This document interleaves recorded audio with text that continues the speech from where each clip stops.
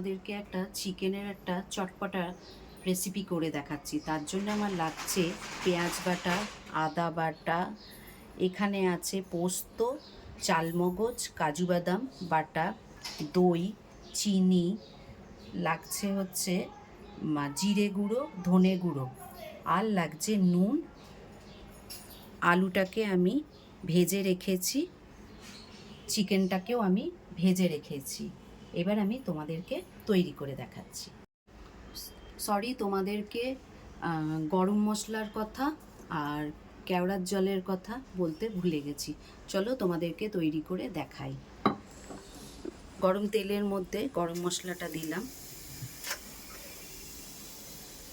আর দিচ্ছি পেঁয়াজ বাটাটা।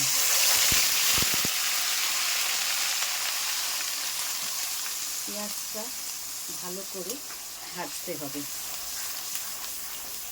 পেঁয়াজ ভাজা হয়ে গেলে তারপরে আমি ফিরে আসছি।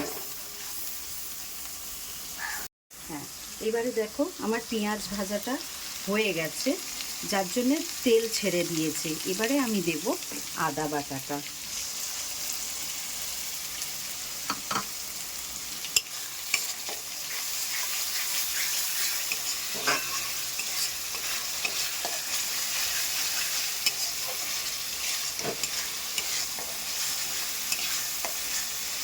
আদাটা দিয়ে এবারে আমি ভালো করে এটাকে কষবো যতক্ষণ না আদার কাঁচা গন্ধটা চলে যাচ্ছে।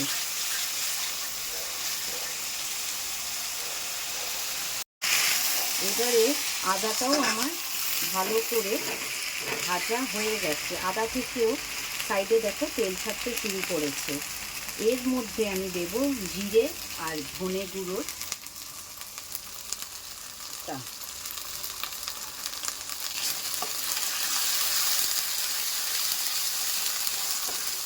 তার মধ্যে দিয়ে দেব নুন স্বাদ মতন,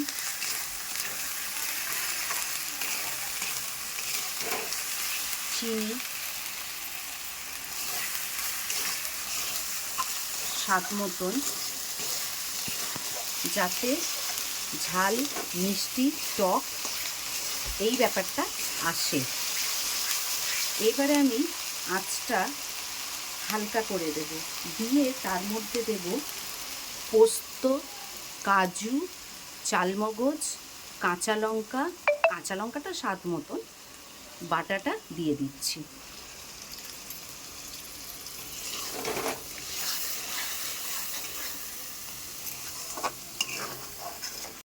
দেখো এটা ফুটতে শুরু করেছে। এবার আমি আঁচটা মিডিয়াম করে দিয়ে এবার তার মধ্যে আমি দিয়ে দিচ্ছি দইটা।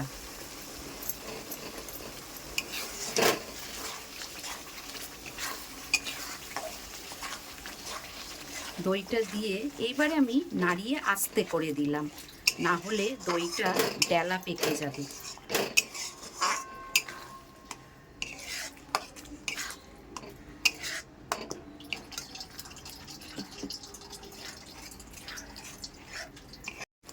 দেখো আমার হালকা ফ্লেমেতেই এটা ফুটতে শুরু করেছে। এবারে আমি এইটার মধ্যে আস্তে আস্তে দিয়ে দেব হচ্ছে চিকেনগুলো।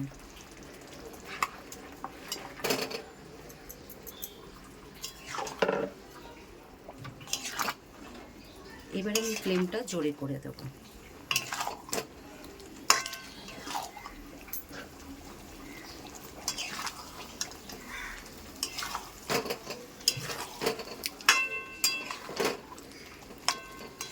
তার মধ্যেই আমি দিয়ে দেব ভেজে রাখা আলুটা।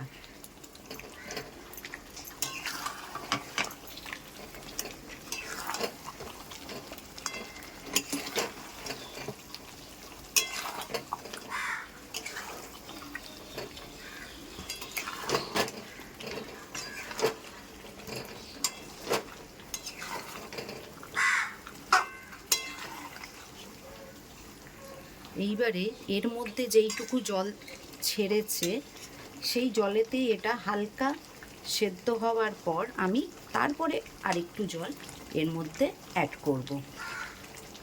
সেদ্ধ হলে আমি আবার ফিরে আসছি।